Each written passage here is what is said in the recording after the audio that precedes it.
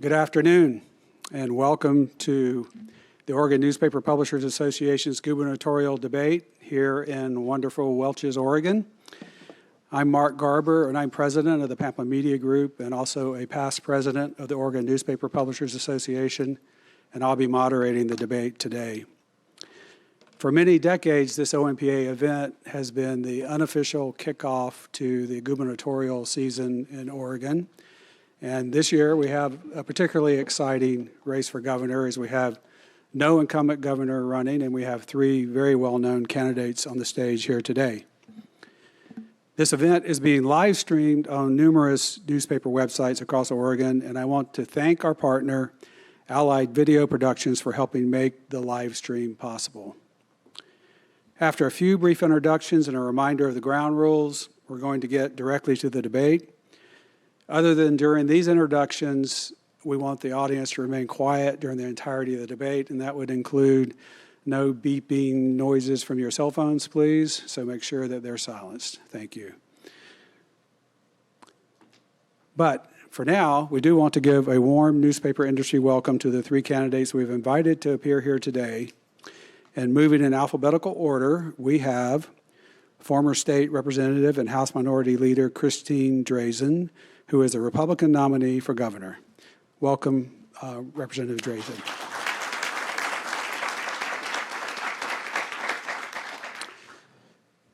Next, we have, if I'm not in order of how they're sitting, but in alphabetical order, former state senator Betsy Johnson, who is running as a non-affiliated candidate for governor. Please welcome Senator Johnson.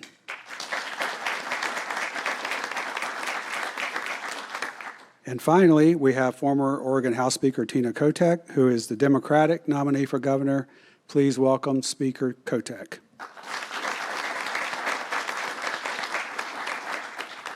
We also want to thank the four journalists that we have here today who have helped to plan this debate and who has taken the time to be here to ask questions. We have journalists from different parts of the state who will bring their own perspectives to this, and they are Danielle Jester, Managing Editor and General Manager of the Lake County Examiner in Southeastern Oregon, Laura Gunderson, who's the Managing Editor of News for the Oregonian, Oregon Live, Andrew Cutler, Publisher and Editor of the Pendleton East Oregonian and La Grande Observer, and Mark Miller, who is Editor of Pampa Media Group's newspapers in Washington and Columbia counties. Let's say thanks to all of them.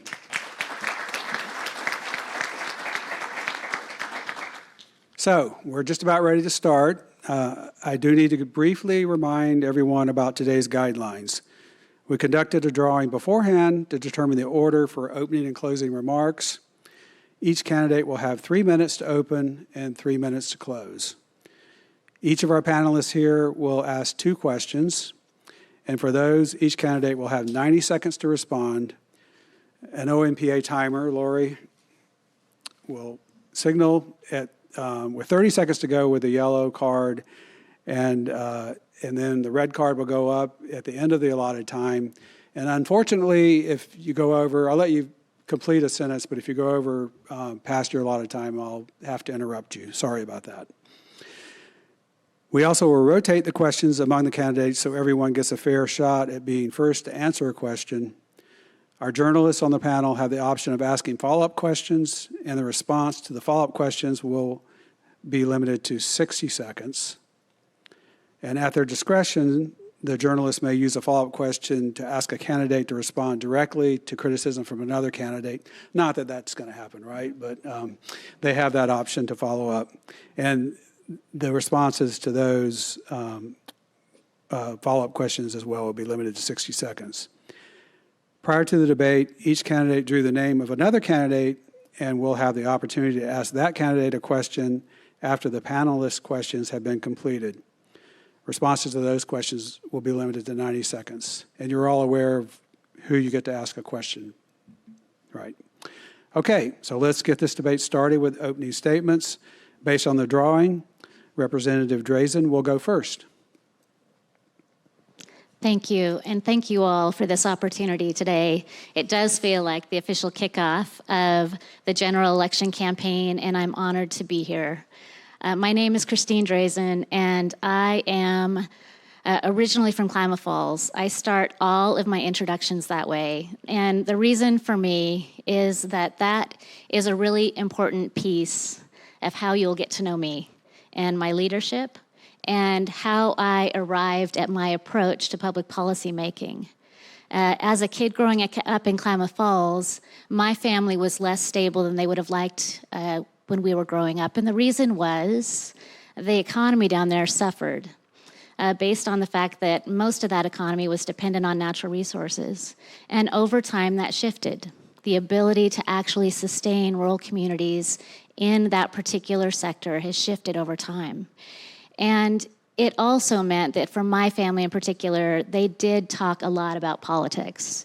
They mostly thought that politicians were no good and rotten, and that they didn't see the problems that they created for real people, and that they left people behind. And they talk that way about politicians, and they made this connection for me personally between the lives that we were living and whether or not they could put food on the table, or whether or not we had to move to a cheaper place, and whether or not my dad could find a job, whether or not the folks in our community could find a job. And so I was raised with that mindset, that understanding that our civic life matters, that politics matters. I went and put myself through George Fox College, and after college, made the decision to find out for myself if what they thought was true, that our political life had lost faith with the people of Oregon. And I went to work inside the state capitol as a staff person. At that time, we had Republican majorities in the House and the Senate. And John Kitzhaber had just started his term as governor of the state of Oregon. So we had a Democrat in the center and Republicans managing the legislative process. I rose up through the ranks to eventually be chief of staff to the majority leader, and then, of course, chief of staff to the Speaker of the House. It gave me a front row seat to negotiations, bipartisanship, compromise, blow-ups, you name it. I had the opportunity to see for myself exactly how that process worked. And I can tell you, I learned a few things. The first of which is that I stand with my parents' assessment, that sometimes politicians that are elected to serve don't help the people. That's what we're experiencing right now in Oregon. I'm running for governor because I believe with single-party control that politicians have lost sight of serving everyday Oregonians. And this year is about making a change. This year is about making the decision to find balance again in our political life. And that this year we can, in fact, choose to improve the future of Oregonians and strengthen our state moving forward. Thank you. Speaker Kotek. Thank you. First off, I want to thank the Oregon Newspaper Publishers Association for having us here today for this debate. My name is Tina Kotek. I began my public service at Oregon Food Bank, working to eliminate hunger and its root causes. I then moved on to be an advocate for children, served as a state legislator in a diverse community of many neighborhoods and many small businesses, and over the last 9 years as the Speaker of the Oregon House. And I'm honored today to be the Democratic Party nominee for our next governor. As a leader, I've always been focused in my public service of measuring my success on the positive impact that I've had on people's lives in our state. You know, right now we're in unusual economic times. We're seeing very high gas prices, prices for groceries, prices for healthcare, costs going up for everyday Oregonians. And I think what it's important to remember is that what I've heard, that families are worried about making ends meet. Our parents are worried about sending their kids to school. And folks in our neighborhoods are feeling very unsafe. They're worried about being able to walk in their neighborhoods. And I believe all Oregonians, in one form or another, are worried about the addiction crisis that is gripping our state. I do this work because I believe in getting things done. I believe in getting results and bringing people together to solve problems. My track record as an advocate is very clear. I know how to get results. I have fought for frontline workers to have what they need, to increase the minimum wage, to make sure workers have paid sick leave and paid family leave. I delivered on new education funding so our schools could have the resources they need to improve our graduation rates, fund early childhood education, and fully fund career and technical education, which was the promise and what voters wanted us to do when they passed Measure 98. And when Donald Trump sought to outlaw abortion in our state, or in the nation, I made sure we were prepared for that in passing the strongest reproductive rights law in the country. And honestly, I've been sounding the alarm for years about the crisis around housing and doing everything I could as Speaker of the House to make new investments in affordable housing and make sure that we could keep Oregon renters from being evicted and making sure we had new options of types of housing to be built in our communities. Because let's be very clear with ourselves, these are very major challenges that we are facing here in our state. And no matter what the other candidates say here today, there are no quick fixes, there are no miracle cures to take on these large challenges. Only hard work is going to allow us to ensure that every part of our state can thrive. And so Oregon and Oregonians deserve a strong, effective leader who can get the work done and deliver results. And that's why I'm running for governor, to make sure we can bring people together, listen to each other's concerns, craft those solutions, and get them across the finish line. And I would be honored to have your support for governor. Thank you. Thank you, Speaker Kotek. Senator Johnson? Thank you.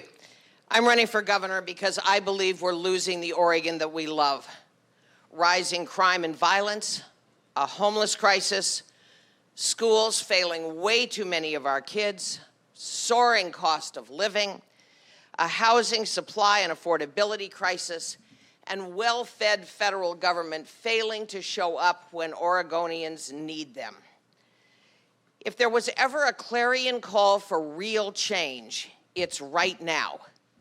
Oregonians are distrustful of the radical right, and they are terrified of the progressive left. There is a thirst for common sense change.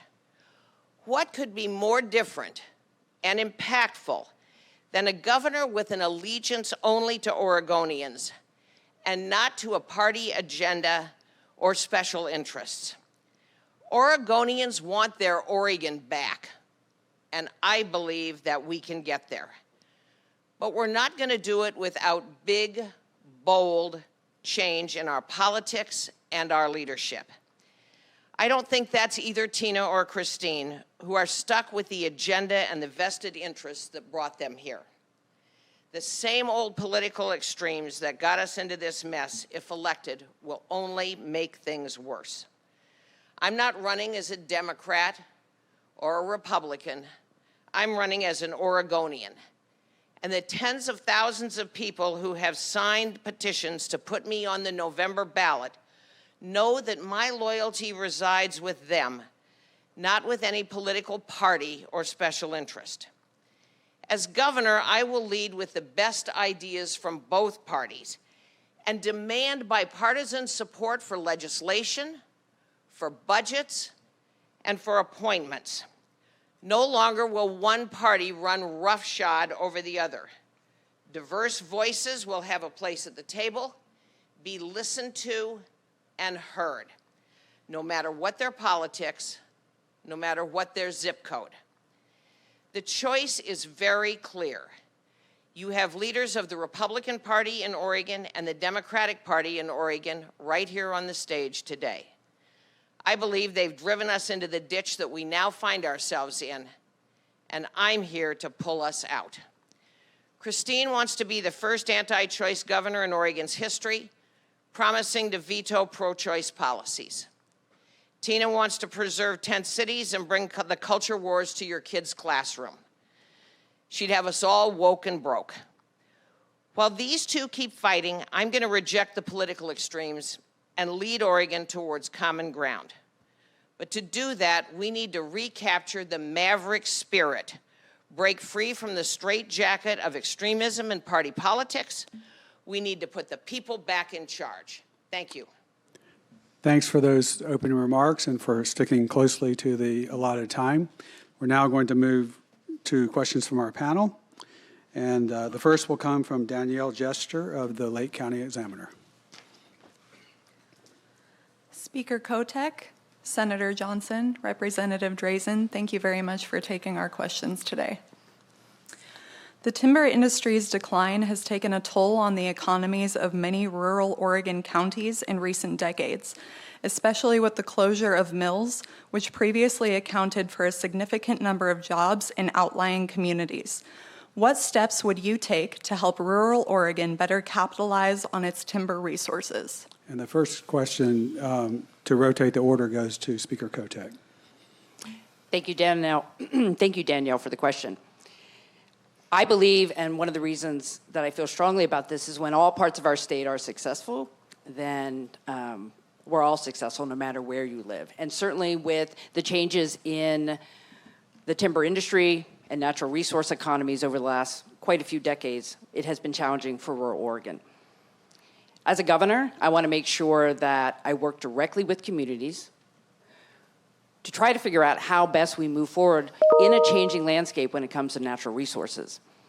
One of the things that's important to me to support our timber industry in Oregon is to make sure we're utilizing products for other purposes. And one of the things that I supported as Speaker of the House was making sure we could utilize mass timber products to make new homes, so we could build new homes, particularly right away in communities that were impacted by the Labor Day wildfires.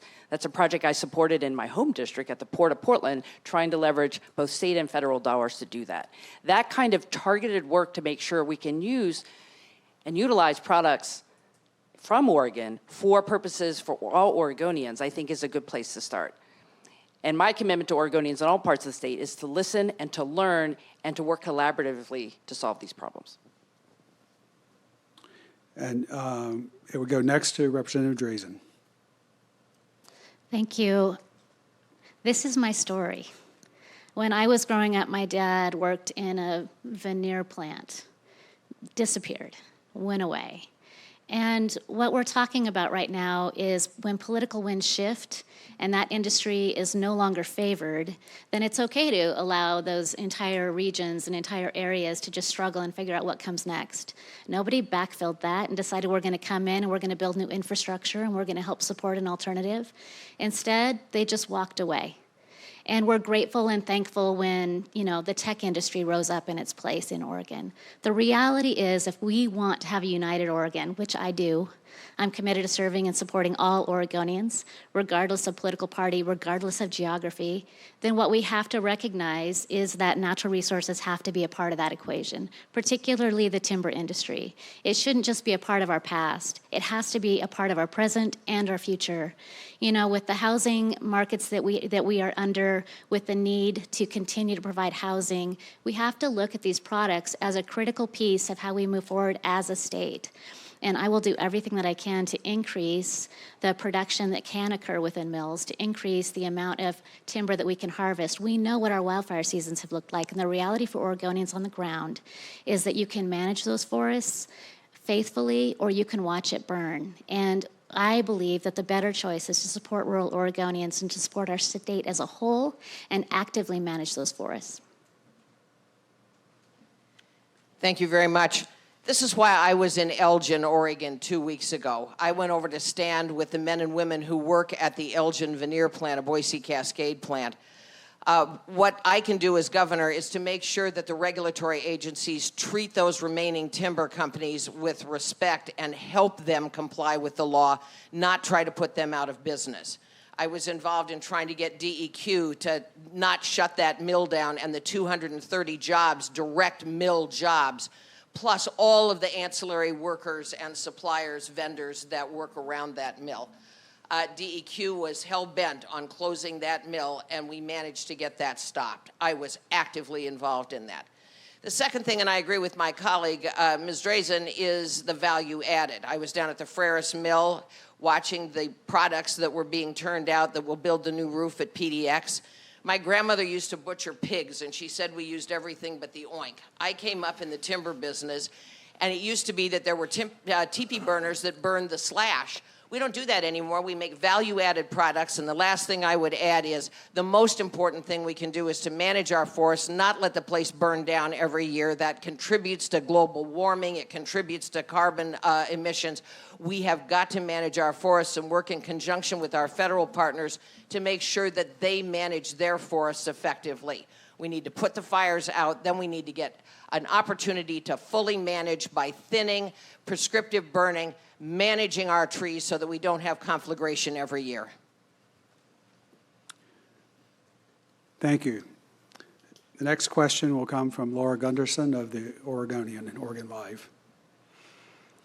And you can, I got a little out of order there, so direct this one to Speaker Kotek, and I'll get back on. Speaker Kotek, Senator Johnson, Representative Drazen, and we'll get back on track. You're in charge. Okay. Speaker Kotek. We regularly hear from readers who feel homelessness across Oregon has reached a level of humanitarian crisis. While this is a complicated issue, typically addressed at the local level, what specifically would you do to address homelessness as governor? Thank you for the question, Laura. Our crisis of people living on the streets and in RVs and in tents across our communities, across our state, is a humanitarian crisis. I'm the only person on this stage who's been working hard over the last 5 years to make sure, as a legislator, that I could do what I can. It is really important that none of our neighbors are sleeping on the street. I have a 5-point plan on my website that specifically starts off by talking about the urgency of helping people move from the streets into permanent housing. And the key to that is to make sure we have more organized street response teams that can work with people, develop those relationships, help them move from a tent into shelter and into permanency. But you have to have a place for those folks to be connected to, and that is shelter. And that is why I supported Project Turnkey when I was Speaker of the House, a project that has been incredibly effective. At the beginning of the pandemic, we had motels and hotels that weren't being used. And we said, let's buy them, let's work with community groups, let's turn them into transitional shelters. And we did. In less than 7 months, we increased shelter capacity in the state by more than 20%, creating more than 850 units across the state.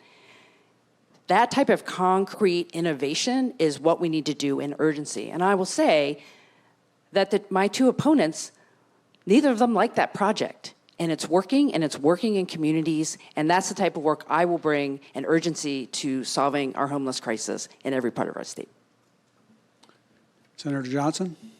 Thank you. I would like to reject the notion that Tina's the only one working on homelessness. I'm part of a group that has helped repurpose the abandoned Wapato jail built at a cost of $65 million and never used. I've been part of a group that has reanimated that building and turned it into a place of recovery, re-entry into society. It is now a place of healing and hope. I would also point out that my concern about Project Turnkey related to its sustainability. These motels are being turned over to not-for-profits, and I voted for it, but I never saw a clear path that when the state money ran out, that there would be an opportunity to continue to fund those facilities. Our homeless crisis is an absolute crisis, and I am very concerned that when Tina asserts that she has been a leader in trying to solve the homelessness issue, we now have 10 cities all over Portland, and I would ask her, what's gotten better during your period of time over the last 9 years while you've been Speaker that has alleviated this? We have pitched more tents than we have pulled permits, I would submit, for housing. So this is a humanitarian crisis, and we must never lose track of the fact that it is inexorably tied to the problem of drugs and mental illness in our streets. Tina actually passed a bill that makes it harder to move people off of the streets.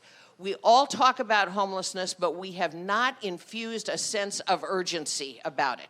As governor, I would convene public safety, social service experts, mental health experts. Stop operating in these silos that have us fighting against each other about the best methodology to end homelessness. Do something about it. Okay. Representative Drazen. Thank you. This is going to be the theme, I guess, of the answer to this particular question.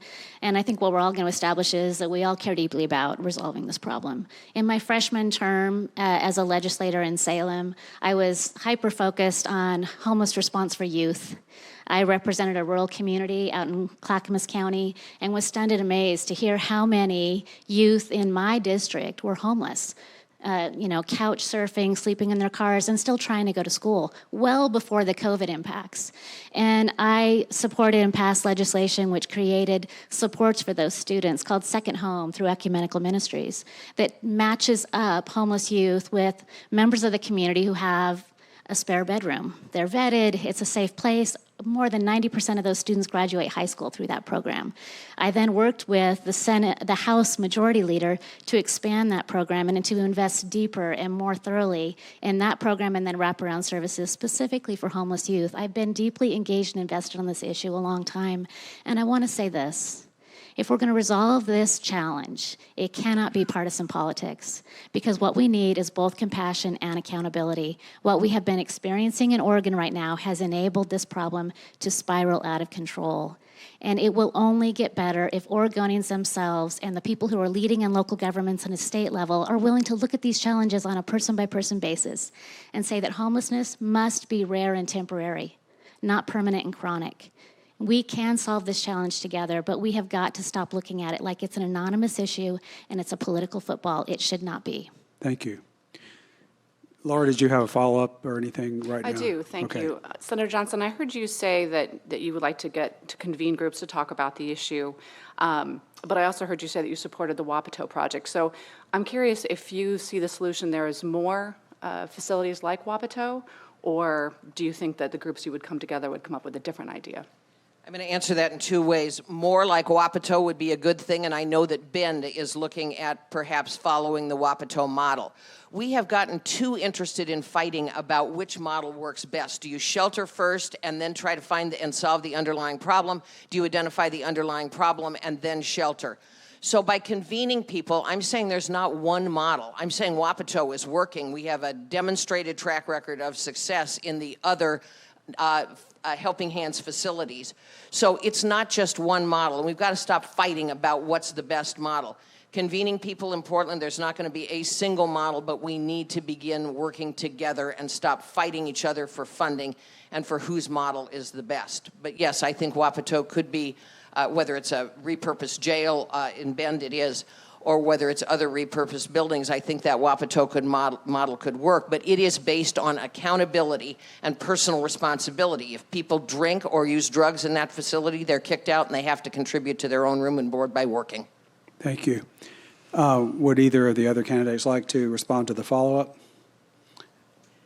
Yes, I would, only to say to Senator Johnson that I was glad that my piece of legislation that streamlined permitting for shelters actually helped get the project at Wapato off the ground, and that's something we worked on together. Look, I agree with both of my colleagues here.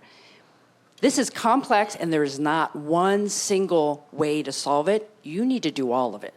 You need to help people. It's a personal issue on the ground, making sure people who are hurting right now have the services they need. They can move into a place with a locked door and then get into permanent housing. And we need more housing. Nothing is more frustrating than an outreach worker talking to someone and saying, I'm here to help you. And then I have nowhere to place you for housing. We need more housing. We need more mental health and addiction services. And frankly, what we're doing right now is unacceptable. We are not delivering for Oregonians. And it's one of the issues I decided to run, because one of the things I learned at Oregon Food Bank is the only way you get stable, the only way you have self-sufficiency is to be able to have a roof over your head. Thank you. Representative Drazen. Yeah, I will briefly respond to this. I think it's very important to recognize that we have invested somewhere between $1.5 billion and $2 billion in services somewhere adjacent to or directly directed to homelessness over the course of the COVID period. And a focus that has been almost exclusively on housing has not resolved the challenges on our streets. That has to be a part of the problem. It is not the sum total of the solution here. You know, when you talk about Project Turnkey in particular, the reasons that those hotels and motels were underused was COVID shutdowns. And then they became in this position where they were no longer a viable revenue source. In my particular community, they wanted to purchase the only hotel in my rural district out in Estacada and do an out-of-sight, out-of-mind approach to the homeless in Portland. Ship them out in the middle of nowhere and the problem is solved. That is not a solution. This has got to be something that's community-based, community-focused, and it needs to be solutions on the ground in the communities that are experiencing them the most. It cannot be shuffled around to other parts of the state. Thank you. Thank you. Okay, so the next question will come from Andrew Cutler of the Pendleton East Oregonian and La Grande Observer, and the order will be Senator Johnson, Representative Drazen, and Speaker Kotek. Okay. So the Greater Idaho Movement speaks to the urban-rural divide in Oregon. Why do you think residents are so unhappy with Oregon they are voting to move to Idaho, and how can you address those concerns? Well, let me start by saying when 8 counties actually vote and a total of 13 are looking to abandon our beloved Oregon, that is a clarion call for government to do something about it. The governor, I think, has been somewhat sanguine about the fact that those counties want to leave. I believe that the difference between urban Portland and the rest of the state is not just based on geography. People that feel disrespected, disenfranchised, not part of the system are really pissed off. They are angry.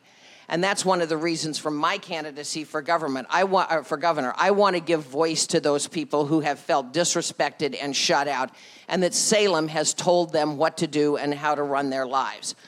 I am a governor, or will be a governor, that knows that there is Oregon east of Bend and that there is Oregon south of Eugene. And having visited those communities, I can tell you how genuinely mad they are. I think that the governor needs to be cautious about urban solutions being dictated to rural Oregon, and that we need to pay serious attention. The governor needs to know what are the economies of those regions, whether you're making potato chips, wood chips, silicon chips, Fisher chips. The governor needs to be involved in economic development and make sure that those regional differences are recognized and they're brought along fully in decision making, and that they're brought along fully in economic opportunity.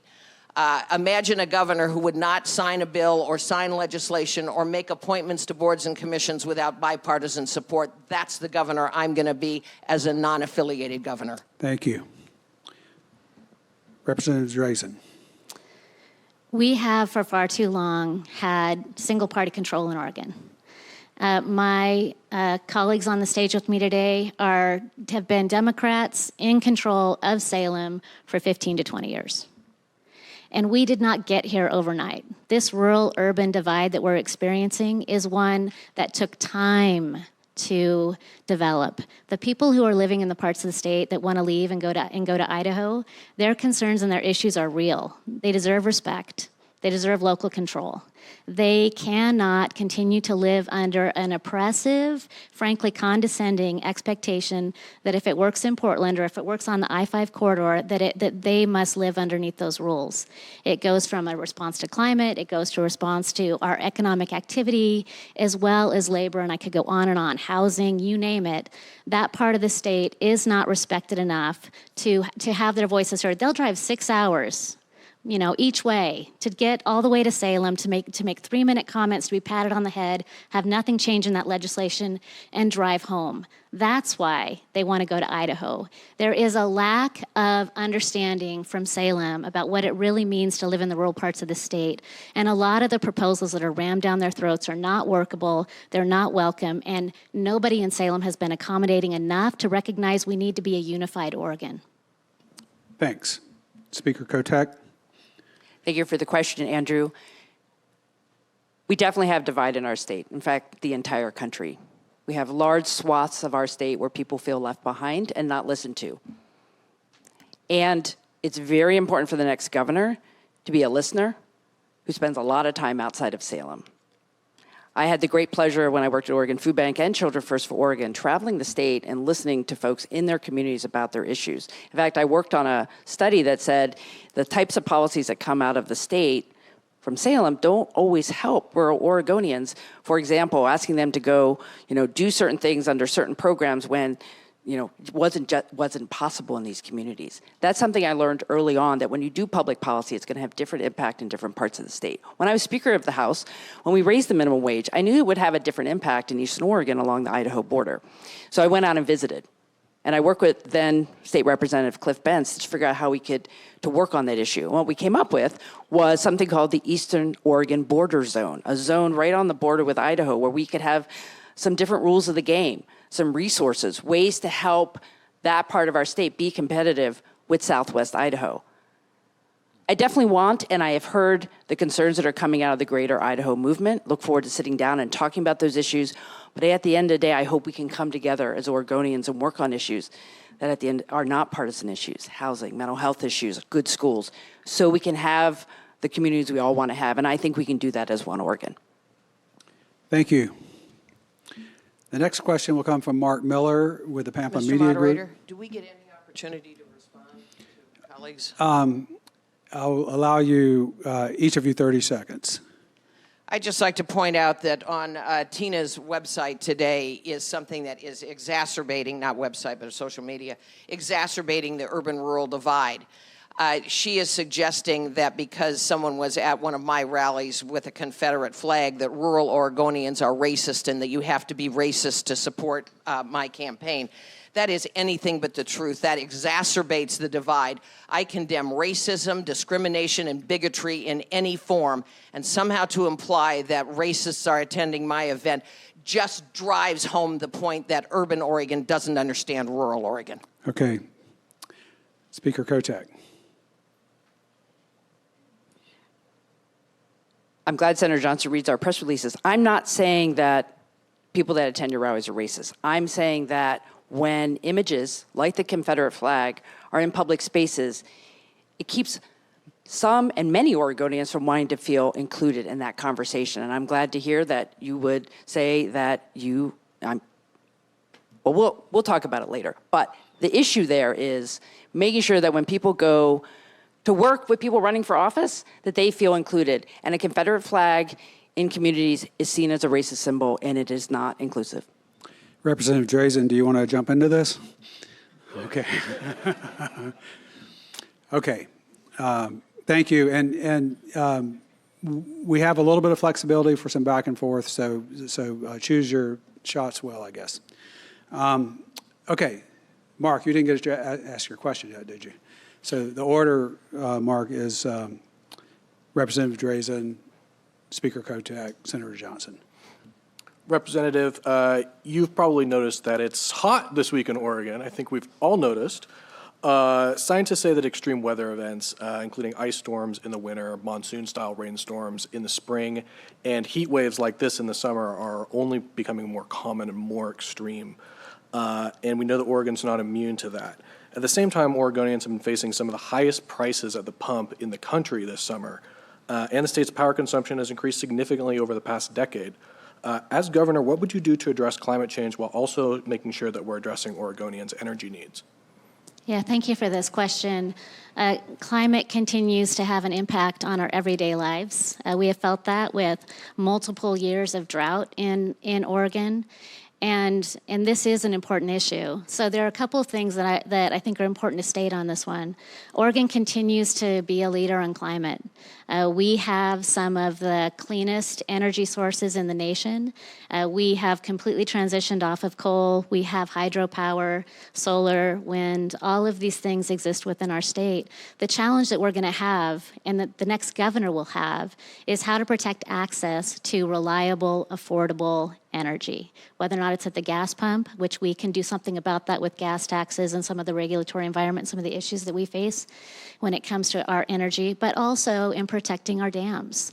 Right now, there's a conversation going on between governors and stakeholders about whether or not to remove dams. Now, I want to be clear on this point in particular. We need to continue to protect access to no carbon hydropower. So we're not talking low carbon, we're talking no carbon emission hydropower, and it needs to continue to be a part of our mix here in the state of Oregon.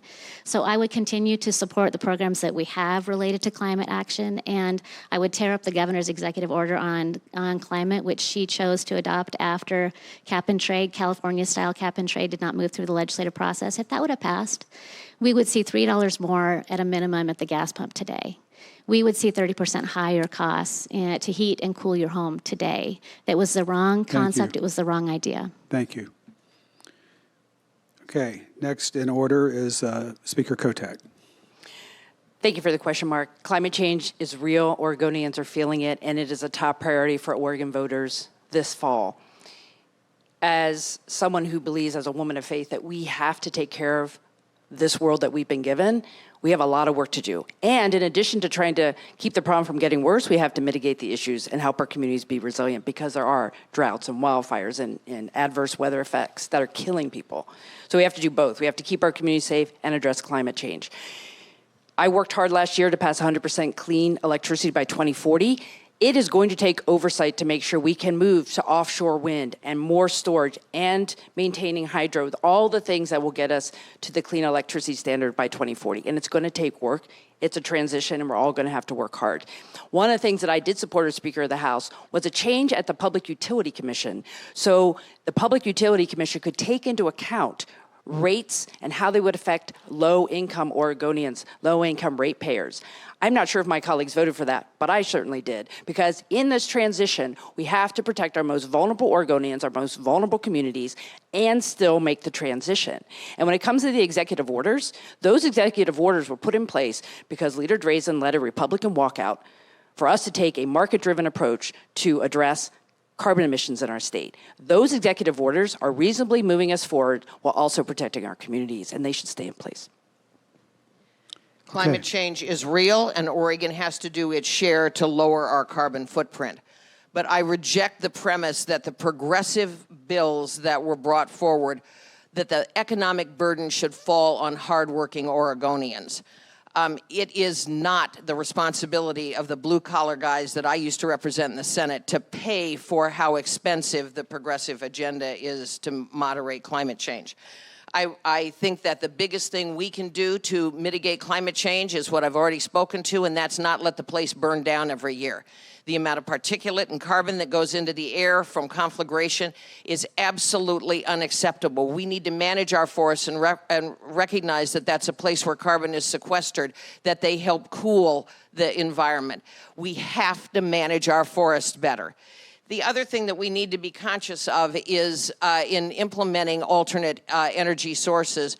The speaker just talked about offshore wind. I want to make sure that that offshore wind doesn't come at the expense of fishermen. I want us to keep our damn hands off the dams. I agree with Christine that clean, non-carbon hydropower is a boon to us, and to take out those dams would cost an enormous amount of money. The executive orders, I believe, are a complete usurpation of the legislative process. What the governor could not get through the people's branch of government, the legislature, she imposed through executive order. The rule writing has been excessive, and I think the outcome will be much higher prices for Oregonians struggling with inflation. Thank you, Senator Johnson. So now we're back to the start of the panel. Everyone got a shot at that, right? I'm going to respond, actually, to Senator Kotek briefly. Okay. Thank you. I just want to say this very briefly about the need for checks and balances in Salem. The cap-and-trade proposal that Senator Johnson just referenced absolutely pushed all of the costs, all of the harm, all of the pressure to respond to climate onto everyday working Oregonians. And when we were just talking about the rural-urban divide, people that drive further would face a higher burden for this. The need to lead a Republican effort to deny quorum on this was simply because of the intensity of single-party majority control, their determination that no matter what this bill did to anybody, they were going to pass it no matter what. The need to stand in the gap was essential and critical, and we used that tool because we had no other options after making 100 amendment proposals that were rejected by the single-party control. Hang on one second. Mark, do you want to rephrase for a follow-up question and give them each another 60 seconds?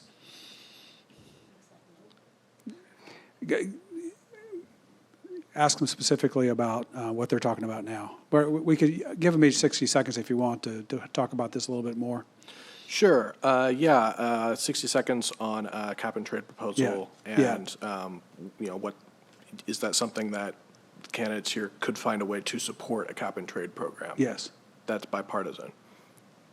Go. Thank you. So the question about whether or not the cap and trade proposal, which was bipartisan, could have received Republican support, the answer to that could have been yes. The proposals that came out of the members of that committee that worked very hard to come to compromise on that, all of them were rejected and not supported. And the legislation got more and more onerous. And frankly, it became more and more an issue that was kicked off to rulemaking, which created less certainty about what the costs would have been, frankly, what the revenues would have raised, and what the increase in growth of government would have been. In the end, it was an absolute monstrosity of a bill, but there was an opportunity for compromise there. Senator Johnson, 60 more, and then Speaker Kotek. Thank you. I would agree with the premise that there was not a lot of flexibility in offering amendments to that bill. But I would like to point out that while Christine was in Reno poolside, I was on the Senate floor standing up to my party fighting that bill. It's a lot harder to be in the building fighting for a good outcome than it is to flee the building. That bill was a monstrosity at the end, and it would have crippled rural economies and hurt working people substantially. Speaker Kotek. So first, I'm going to start with the positive that my opponents believe in climate change and know that we need to do something. What I'm not hearing is solutions. What I'm hearing is, no, that was terrible. No, we can't do that. No, that doesn't work. There must be solutions on the table. And as someone who sat in rooms, particularly with Leader Drazen, no solutions were laid on the table. It's just we don't like it. And when you have a challenge as big as climate change, and you've gone through a 2-year process to develop a piece of legislation that is market-driven and would benefit many parts, particularly rural parts of our state, to be part of the transition to renewable energy, and to have that fail, that was just saying to Oregonians, I'm going to throw in the towel, even know how big the deal is. And that was wrong. Climate change is real, and we need to have solutions, and I'm the only one up here who's going to make that happen. Okay, we're going to, you three will get a chance to ask each other questions after the panel's questions have been exhausted. So that may be a topic you want to continue to discuss. Let's move back to Danielle Jester of Lake County Examiner. And your question will go to Speaker Kotek, and followed by Senator Johnson and Representative Drazen. Taking care of the mental health needs of Oregon residents has been an ongoing challenge for the state. Some Oregonians most in need of mental health services have the hardest time accessing them, especially the homeless and those without health coverage. How would you improve outreach and service access for those residents to ensure they are getting the help they need? Thank you for that question. We all know, I would be surprised if any of us in this room and those watching don't know someone who's dealing with a mental health issue or an addiction issue, particularly after 2 years of being in a global pandemic. We can't forget that these are human beings. These are our neighbors who need help. And we are living in a state where we are at the bottom of the list of providing services to folks who need them. In the Oregon I want to see, when you are ready for help, are asking for help, you can find that help and you can afford that help. And it's for whether you live on the streets or you have high-class insurance, it is very difficult to get care right now. One of the priorities for me as governor is to make sure when voters say they want something to happen, it has to happen. We passed Measure 110 that said we're going to take revenue from our marijuana industry, our cannabis industry, and put it into treatment and recovery. The Oregon Health Authority has failed to move that money. There is more money in the system, potentially in the system now, than I've ever seen. But people aren't getting the help they need. It'll be one of my top priorities as governor. My wife is a social worker. We talk about this a lot. We know that Oregonians aren't getting the help they need. It's a workforce issue. It's a management issue. It's a funding issue. At the end of the day, it's a compassion issue. And we have to make sure that people have the treatment wherever they live in this state. And I think we can make that happen. Thank you. Senator Johnson. Thank you. I believe this problem started way back when people left institutions with the promise that they would get mental health care in their communities, and the state was a faithless partner in making sure that that service was there. I agree with Tina in that we need to have a deeper reservoir of services, but when one gets out into rural places, the paucity of housing just exacerbates the fact that we can't get professionals to come there. We do not have the infrastructure to support mentally ill people in rural places. I would come back and touch on ballot measure 110 for just a moment. Ballot measure 110 functionally legalized drugs in this state, and for anybody to lose track of the fact that there's a nexus between mental and behavioral health problems and drugs must be living in a parallel universe. We have become so lackadaisical about drugs in this state that we are accelerating what I think is a mental health crisis. Tina is right to point out that we are 50th in the provision of mental health services. The state needs to step up and fund services in rural places. We need to make sure that there's adequate housing for workforce. There may have to be incentives to draw workforce to rural places, but it is a disaster. And we all as Oregonians should be ashamed of the fact that our fabric of mental health services is as frayed as it is. We must do something about this, and we need, again, to measure what mental health damage we've done to our kids through 2 years of forced isolation away from their academic, their social, and their collegial peers in school. Thank you, Senator Johnson. Representative Drazen. I am a mom of 3. And I can tell you that the impacts on the COVID shutdowns on kids, young adults, we will not fully know the impacts of that for some time to come. But in my family, just speaking personally, it was brutal for my middle schooler. It was brutal for my high schooler. It was a very, very difficult time. When we talk about access to mental health, we're not just talking about the mentally ill that are on fentanyl and are struggling and have slid into a place they hadn't expected. We're talking about friends and family and kids and the people that are just struggling. And what we face right now in our state is this issue that is solvable. We have to improve reimbursement rates. We have to make it easier to be licensed in Oregon, to come to Oregon, to provide services in Oregon. We have too high of barriers. We have too high of walls and not enough incentives for people that are willing to do this work to actually be able to earn a living to do this work. And so it's a little bit ironic to me to constantly hear my opponents on the stage just be obliterated by how horrible Oregon is on this and that and the other. We're 50th on this, and we've got to work on that. They've had all the levers of government at their hands. They've been in charge. We got here because of their choices. There are not 2 other people in the state with more power than them besides the governor herself and maybe the Senate president. This is it.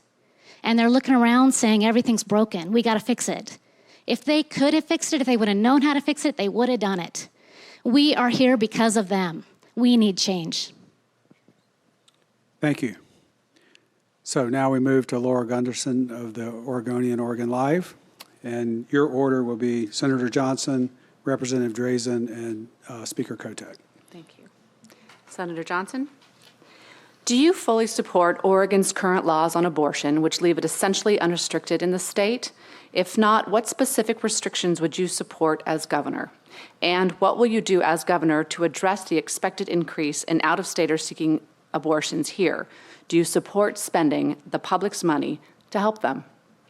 Wow, that's a loaded question. I believe, lots of issues within it. I believe that Tina and I are in agreement. We voted for the bills that made Oregon's policy to be a pro-choice state. I am unapologetically pro-choice. I have been. I was on a Planned Parenthood board in Oregon before Tina came to Oregon. And so my record on choice is deep and long. Ms. Drazen, on the other hand, is anti-choice. And I don't believe that for the first time in 40 years, the state is going to elect an anti-choice governor. I simply think that her views are so out of sync with where Oregonians are right now, given the preponderance of Oregonians that support a woman's right to choose. And so without hesitation, I would be a pro-choice governor and stand by the policies that are in place for the state of Oregon. As to your question about funding, I believe that Oregon tax money ought to be used to support Oregonians. Planned Parenthood has had a long tradition of being able to find sufficient funds to support others, so I believe Oregon tax money ought to be spent on Oregonians. That's not to say that you turn away a pregnant child or young person from Idaho. Planned Parenthood has sufficient resources to be able to do that without spending Oregon tax money. Representative Drazen. I have never shied away from my pro-life values. I haven't. But you can't really have it both ways. So the folks on the stage with me today are saying two things. That a woman's right to choose is protected in Oregon, that it's in Oregon statute, and they're the ones that put it there.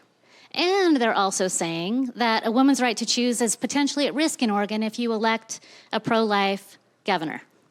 Both of those things cannot be true without legislative action. Can't be. So as I have stated previously, I will be a governor that follows the law. I will not bypass Oregon's laws. I will actually enforce them uniformly, whether people in Portland like it or not. And at the same time, I am not hiding from my own values. Oregon's approach to this issue is unique. We are one of just a small handful of states that allow elective abortion up to birth. That's not what Roe v. Wade expected, anticipated. That's not how most states have regulated this right, this point of access. That's Oregon.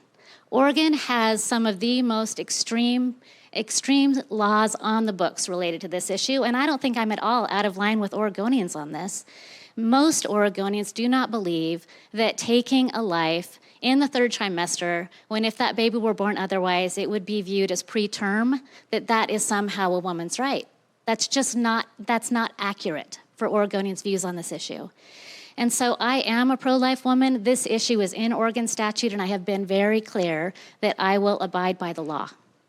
Thank you. Speaker Kotek. Abortion is health care, and abortion is legal in Oregon, and we have made sure to provide in statute the strongest protections in the country for access to reproductive health care. Oregonians believe in the right to privacy. They believe government should stay out of these decisions. This is a critical moment in our nation's history. Although we thought it was coming, I think when Roe v. Wade was overturned by the Supreme Court, it was a wake-up call that what is happening nationally can impact our lives here unless we have a governor who will be that defense to any changes. Now, I hear what people are saying, well, we have it, what's the issue? As someone who knows how state government has to work, things come up. Will you promote access to services? As a governor, you can be proactive or you can be a barrier. When the legislature passed the $15 million package to help serve not only Oregon women, particularly in Eastern Oregon, who were getting their health care services in Idaho, but other women who might have to come here, that idea of saying, well, I just want our money to go to Oregonians, we're in too big of a moment in our country to say no to women who need access to care. And I'm the only person in this race who is a champion on this issue, who has believed in access to health care, and that is what abortion is, and that is why I'm backed by Planned Parenthood and Pro-Choice Oregon. This is not a moment for halvesies. This is about being firm on what this means for Oregonians and the rest of the country.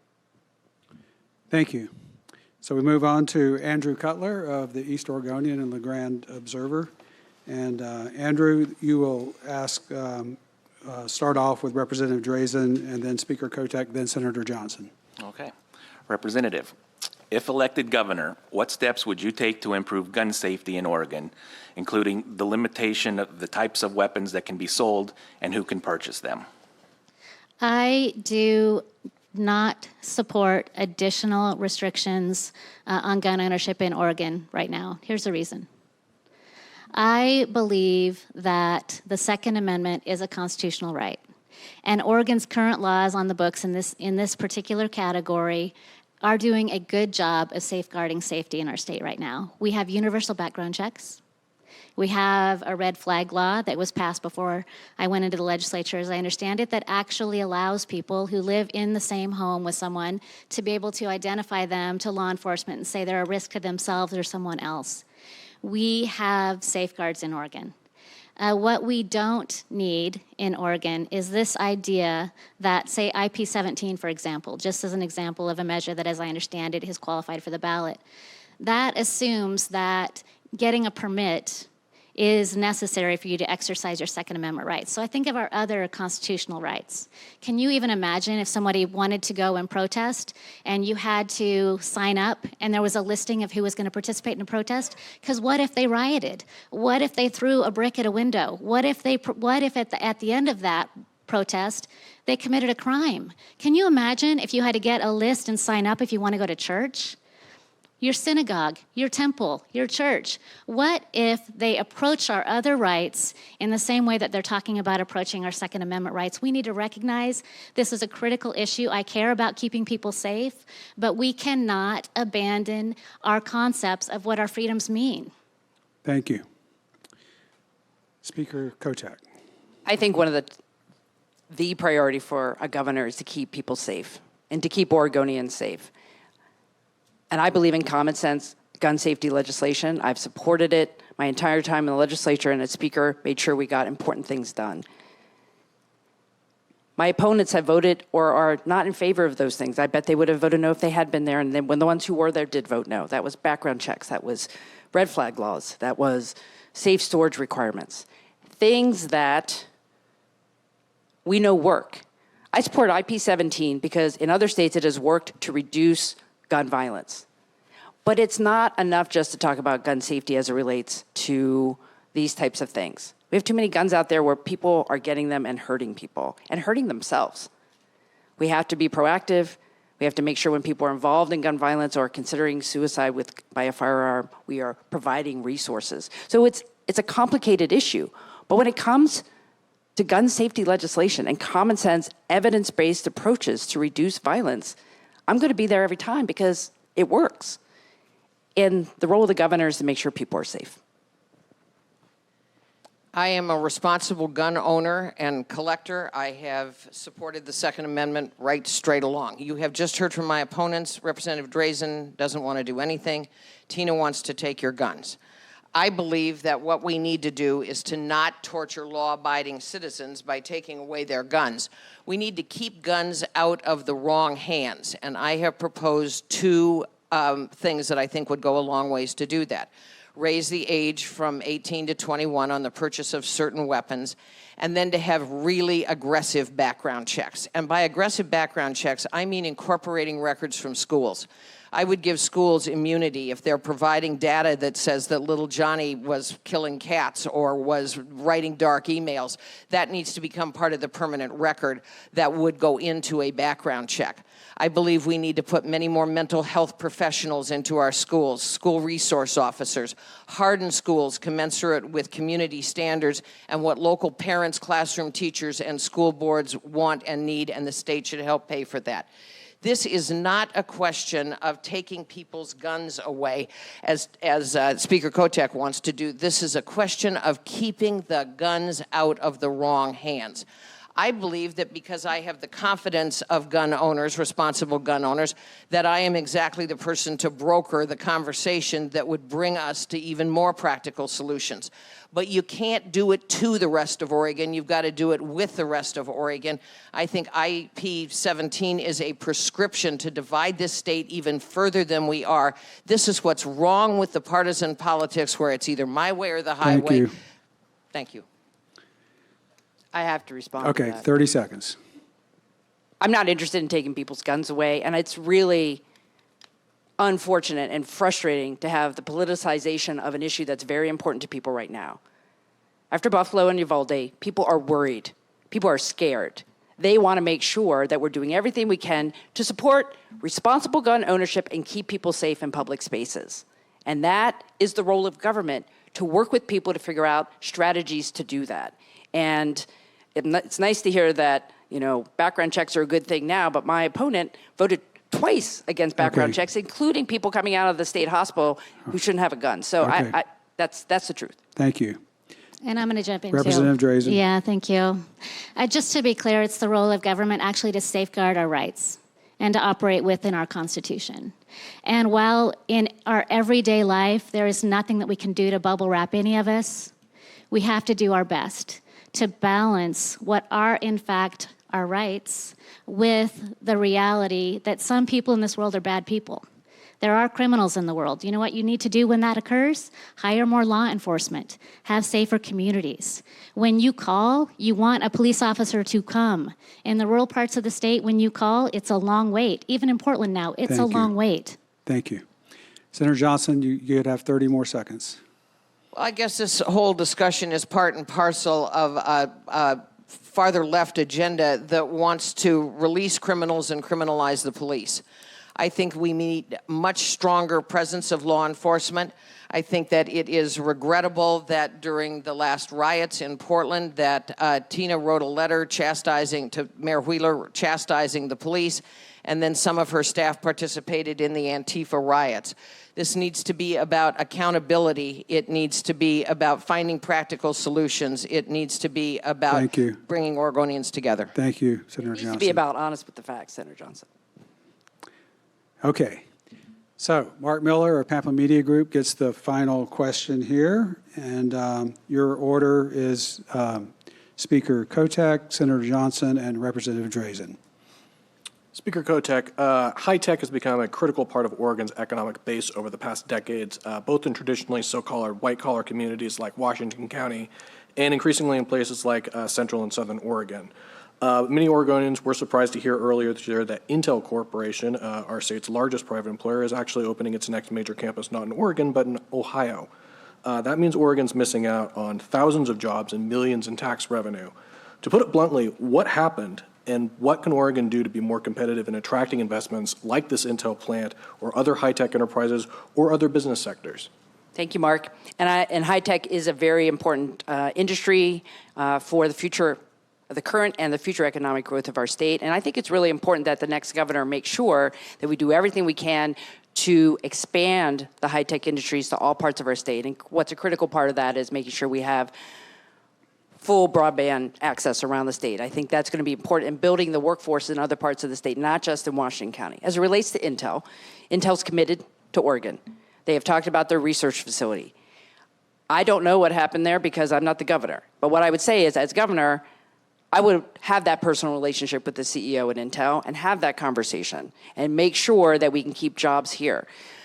Our high-tech industry outside, including Intel, is very important to the state. And we have to make sure that our education program is helping train people for those jobs, make sure that we maintain appropriate levels of incentives to help people stay here. And Oregon makes things. I want to make more things here. Manufacturing is key, and high-tech manufacturing is a double good for us, and it is about the future of our state. And I will work with Intel and any other employer who wants to figure out how to stay here and grow here. Thank you for the question. Thank you. Senator Johnson? I actually do know the answer to the question because I talked with Intel executives, and the answer was answer the damn phone.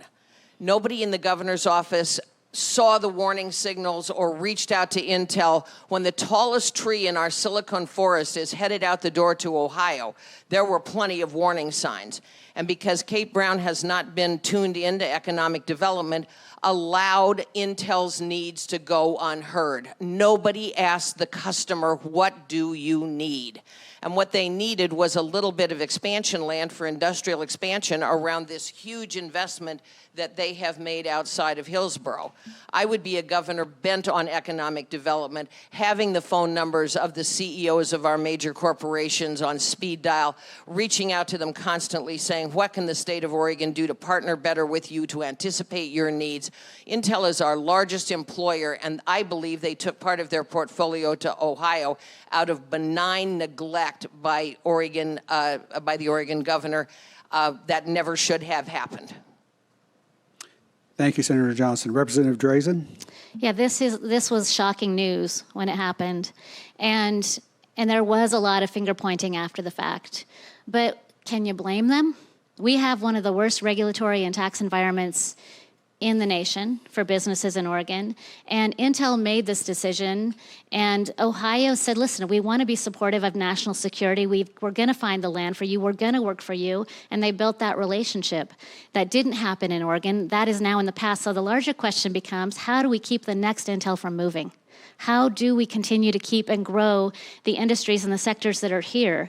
Maybe they're smaller. Maybe they want to expand. Maybe they're looking across the border and considering expansion in other states today already. We need to recognize that Oregon is stronger when our business sector can, in fact, grow here. We'll have more jobs, we'll have higher paying jobs, and we will have the kind of economy that will support our next generation of Oregonians. We don't want anybody to leave. We want people to stay here and grow here.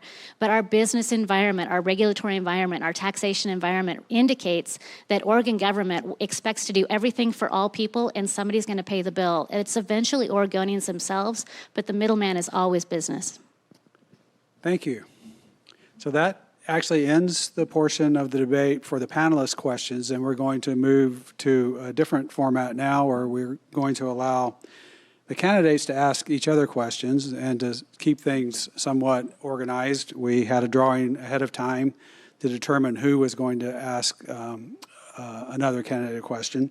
So just to remind everybody what that drawing produced, Senator Johnson gets to ask a question of Speaker Kotek. Representative Drazen gets to ask a question of Senator Johnson, and then Speaker Kotek gets to ask a question of Representative Drazen. So we'll start. Senator Johnson, if you would like to ask Tina Kotek a question. Sure. Tina, without saying the phrase 10-year plan or 5-year plan, what would you do in the first year of getting elected governor to end tent cities, and why hasn't it happened already? Why haven't you done it already? Thank you for the question. Ending our homelessness crisis is an absolute priority for me. So where we have to start on day one is making sure we have the workforce we need to bring more people onto the streets and special outreach teams to work with individuals to build those relationships, to get them into shelter and then to permanency. That means more shelters. That means continuing the work the legislature's been doing to fund navigation centers and shelters, streamline the siting of those places in communities around the state. Every community, not just Portland, has to do their part so people can stay in the communities where they started, so they have more social capital and can more quickly get back into permanency and into permanent housing. It means more mental health and addiction treatment services for folks who are on the streets right now. There is a lot going wrong, and if you're living on the streets, you're probably ending up further traumatized and having further challenges. So making sure we have those services. We've already talked about mental health and addiction and how we have to make sure the money that's in the system can actually get out there. I would say what's going wrong in Portland is the adults aren't talking to each other, and we need to do that better, because I've worked hard to get shelters funded and build new shelters and make sure people can move from tents to shelters to permanency and get the services they need, and we need more of that. And that's a day one priority for me. And I have the relationships and, frankly, the decisive leadership to make that happen. And I look forward to having that opportunity to do that. Thank you. Representative Drazen, you get to ask a question now of Senator Johnson. Thank you. Senator Johnson, you voted for the corporate activities tax, the commercial activities tax. Since that time, you have been very public about the fact that you regret that vote, that you wish you hadn't taken that vote. What I would like to know is, did you not know at that moment to vote no? Why did you vote yes? It's not evil that the state raises and spends revenue. What's evil is that we have not held government accountable. I don't think that the legislature has demanded accountability in our investment in the Student Success Act. I want government to work. It needs to show up when people need it. Otherwise, how do we build bridges? How do we fund schools? How do we pay for public safety? The corporate activity tax was debated behind closed doors in a building where public policy was occurring without the public being present. I believe it was rushed. I don't believe there was adequate opportunity for debate. There were promises of significant PERS reform that accompanied the corporate activity tax. We ended up with too little PERS reform and too much corporate activity tax. We were also being told repeatedly by business that by education, that we needed to produce an educated workforce. Business wanted that. There was all kinds of debate about that bill. In the end, my belief that we needed to have more money in education was substantiated by my vote. I believe that the corporate activity tax needs to be reviewed and mitigated. Its compounding effect is too big a burden on business right now in Oregon, and I have heard that everywhere I go. As governor, I would work to modify the punitive effects of the corporate activity tax and certainly build in benchmarks and accountability to accompany the spending on the education side of that ledger.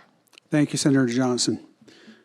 Speaker Kotek, you have the opportunity to ask a question of Representative Drazen. Thank you. Christine, you've been asked many, many times about the 2020 election, and each time you've pivoted when asked. You've never directly answered the question. As far as I know, you have never publicly said that Donald Trump lost the presidency in the national election, not just in Oregon, but nationally. So will you say today that the results of the national election in 2020 were legitimate and that Donald Trump lost?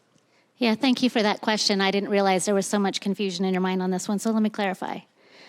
I continue to focus on Oregon, so my questions to almost every question, I try to bring it back to Oregon, try to focus on this state. I'm running for governor. I'm not running for Congress. I'm not running for any federal level of, of office. So that is why I continually come back to that issue. And I do stand with Oregonians who want to ensure that we don't have fraud in any category in government, from employment department checks all the way through to our elections. So that is important to me, so it's an opportunity to address that issue. But as it relates to the 2020 election, there has never been an issue for that with me. Donald Trump did not win. Joe Biden did. He is our president. Thank you. Thank you for those questions and those answers. We now are going to move to closing remarks. And again, based on the drawing before the debate, the order of closing remarks, and you have 3 minutes for closing remarks. The order is Speaker Kotek, Representative Drazen, and Senator Johnson. So, Speaker Kotek. Thank you, Mark. I really want to thank everyone for the opportunity to be here today to discuss ideas and to speak directly to voters. I love Oregon and all its potential. I moved here in 1987. I was 21 years old. I took a train from the East Coast with a suitcase and a steamer trunk and ended up in Eugene. And I fell in love with this state. It was November. It was rainy. I went to the coast with some friends. We went to Yachats, and I fell in love with the coast. And then that Thanksgiving, I drove all the way to the other end of the state, to Ontario, to celebrate Thanksgiving. And I will never forget that first drive over the mountains and the drive through the high desert with the frost glistening off the sides of the road. I fell in love with this place. And it's a state where everyone can be who they want to be. It's a place where I could be my authentic self. I did end up going back to school, finished up at the University of Oregon, and I never looked back. Because this is a state of possibility, that's why I'm running for governor. I believe in the possibility of Oregon and what it can be for everybody who lives here. And that's why I'm in public service. I want to make things better. I want us to achieve that vision we have of our state where everyone can be successful in every corner of the state, no matter who they are. It's what I did when I worked at Oregon Food Bank and Children First for Oregon, when I served in the legislature, trying to make things better and solve issues so we can all have the type of life we want to have. And right now we're at a crossroads. I talked to a lot of people in this election and I listened to what's going on in their lives. And they're concerned about their future, they're concerned about their families, their children. And what I hear is Oregonians want government to work better. They want things to be better, they want things to get fixed. And if you hire me as your governor, I'm not going to spend time playing partisan games or playing games at all. My job is to fight for every Oregonian to get the work done to take on our toughest challenges, because the challenges are real. They are tough. They are serious. We've talked about them today. And as your next governor, I'm going to fight every day to end our housing and homelessness crisis, to provide mental health and addiction treatment services for every Oregonian in every corner of the state, to make sure every child in the state has a good public education, and to take on climate change, not only to protect our communities who are already impacted by climate change, but to build a cleaner energy future where every part of the state benefits from that change. Because being able to deliver results right now is what really matters for Oregonians. There are 3 of us up here today. All of us have worked in the legislature. There's not a newbie up here. But I am sure that I know how to work with people and solve problems because I have the track record to show that. I'm dedicated to working for all Oregonians. We love this state. Let's work together to make it better. And I would be so honored to have your vote as your next governor. Thank you, Speaker Kotek. Representative Drazen. Thank you. This election comes down to one very basic idea. Do we want more of the same, or do we want change? Tina Kotek and Kate Brown have worked closely together for Tina's entire term. There is no separation there, because they don't want there to be any separation. They are aligned. They're aligned philosophically, and they're aligned in their leadership decisions and their actions. Where we are today is a direct result of the leaders that are on this stage in the Democrat Party. The thing that I continually am surprised by and privately disappointed by is the decision of Senator Johnson, now that she's no longer a Democrat, to talk about uniting people, but doing it in a way that is perpetually divisive. I'm tired of having someone yell at me. I'm tired of it. I do not want to have another leader be condescending and divisive. It's been going on for far too long. And Senator Johnson, while she'll look at you and say, I'm going to bring the best ideas together for both parties, in the next breath, she'll remind you why you hate those parties. Because that is how she's playing this game. She's been a Democrat for 20 years with a gavel and in charge. And now it's expedient and convenient to shed that skin and take on a new one and erase her own history and rewrite her own vote record, rewrite her own service to pursue additional power. That is nothing to be proud of. The stakes could not be higher in this election cycle. I want a better future for Oregon. I want a better future for my kids. I want to stay here. I want people to stay here. Like Tina, I love Oregon. I can understand why she looked around and said, this is my place. Oregon embraces everybody. I embrace everybody. I respect people regardless of their differences of opinion. I've always had a professional and respectful relationship with Speaker Kotek. That is important to me. I respect people no matter what, but I can tell you I'm a little tired of being disrespected for the benefit of a political agenda. And that's happening way too much on this stage. I'm disappointed by it, I'm surprised by it, and it's not good enough for Oregonians. We have got to choose change. Homelessness will not change under these two ladies. Crime will not improve. Our schools will not improve. We need real leadership and real change to hold the Democrats to account. Not just shed your skin, change your title, and do more of the same. I'm asking Oregonians to vote for change this year. I'm asking for them to vote for me for governor of our state. Thank you. Thank you, Representative Drazen. Senator Johnson. Wow, talk about divisive. I appreciate the opportunity to appear here today. I, too, have been disappointed. When Christine and I talked periodically during the 21 session, she was always pleased to see that I was poking at the Democrats. And now suddenly her ads have changed substantially. I would reciprocate by saying, apparently ambition overcame integrity. But in my closing statement, I want to say Oregon's next governor has a long to-do list. We've touched on many of those items today, but she's not going to get very far beholden to the same narrow set of interests on either side of the political spectrum. Simply trading one set of extremes for another is no change at all. In fact, I think it's going to make things worse. We need a governor who isn't owned by the public sector unions or Oregon's right to life. We need a governor who's loyal only to the people of Oregon, regardless of party. A governor who will demand bipartisan support for legislation, budgets, and appointments to boards and commissions so that all Oregonians, not just a single political party, will have a seat at the table. A governor who will lead with straight talk and common sense and tell it like it is. Running independent of the two parties isn't the easy road, but I believe it's the right road at the right time for Oregonians. As you've heard today, we're certainly going to hear before the next election day, to Tina, I'm too conservative, and to Christine, I'm too liberal. To tell you the truth, most Oregonians can be found in between those two extremes. I believe, like Goldilocks, Oregonians will find an independent governor just right for their taste. So you don't have to leave any political party or join a party to support me. You just have to want a better Oregon. So I don't care if you voted for Biden or Trump or wrote in your dog. I want you to join me in forging a better future for the state that we all love. As the world seems to be coming apart at the seams, we have a chance here in Oregon to come together around shared values and a shared vision for a state that is uniquely beautiful and independent of spirit. I want to recapture that maverick spirit and get us back on track.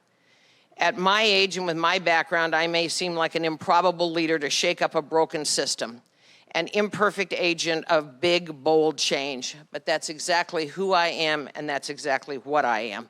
And I hope you will consider me today in helping to rescue a state we all love. Thank you. Thank you, Senator Johnson. I want to thank all the candidates for being here, all three of the candidates. Let's give them a round of applause.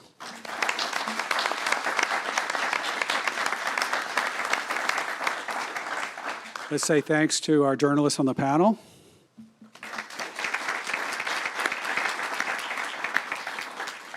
And to the OMPA for sponsoring the debate. And I also want to say thanks once again to our partner, Allied Video Productions, for making the live stream possible. So thanks again.